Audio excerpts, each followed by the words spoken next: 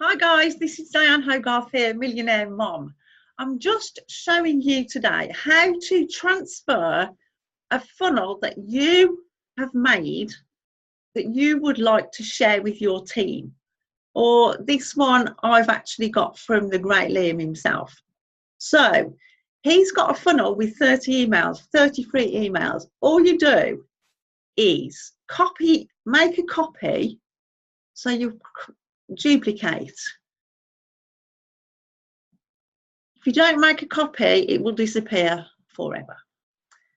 So then you wait for it to actually come.